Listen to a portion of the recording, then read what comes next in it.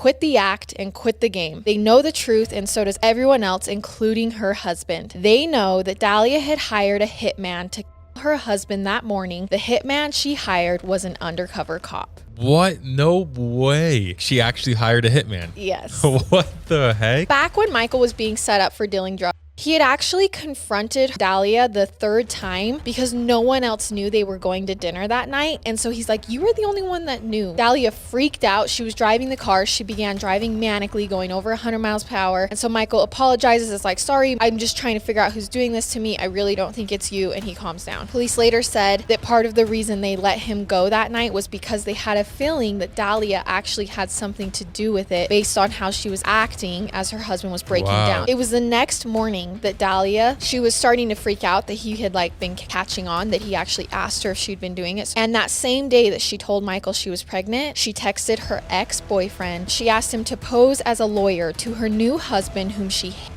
and tell him that in order for him to get off probation, he would need to move his house solely into his wife's name. So the ex-boyfriend called Michael, posed as a lawyer, told him exactly that, and Michael did it for his pregnant wife. What is going on? Okay. Dahlia then contacted another ex-lover and asked him to hire a hitman to kill her current husband. Now that the house was in her name, she would be left the house and everything, but he needed to die. This new ex-lover said neither no or yes, but instead drove to the local police after meeting with Dahlia and told them Dahlia's intentions. Whoa. Police decide at this point that they would plant a camera in his car and have him meet back up with her and say yes. Not even 6 months after the Dippolito marriage, Dahlia climbed into a parked car to converse with a hitman she had hired via her ex-lover. The supposed hitman was actually an undercover narcotics cop. Sure you want to kill this dude? So she was taken to jail and given a phone call. And who do you think she calls? The lawyer friend. No, she calls Michael, who she just Okay. tried to kill. And Dahlia is straight up gaslighting Michael in this call. Hey, Michael, I need you to hire a lawyer for me. And he's like, I know that you just tried to kill me. And she's like, no, I didn't. And he's like, Dahlia, they showed me everything. They showed me footage of you literally saying that you want to kill Michael. They showed me the same thing and I didn't do it. I watched all the same footage too, Michael, and I didn't do it. You think I'd do that to you? And he's like, I heard you saying you do it. I heard that too, Michael, but I didn't do it. Oh my gosh, you can't even argue with it. She's crazy. At trial, Dahlia would claim that the whole thing was a hoax because they together as a couple were trying to get Michael on TV because he loved TV and he wanted to be on TV. So and her lawyer was okay with this? Yes. So her lawyer gets up and goes, you can't believe this because the only reason she acted like this was because they wanted this outcome, but then all of a sudden Michael changed his mind. Like it was a whole show. That's their defense. I'm not gonna lie, it's actually a pretty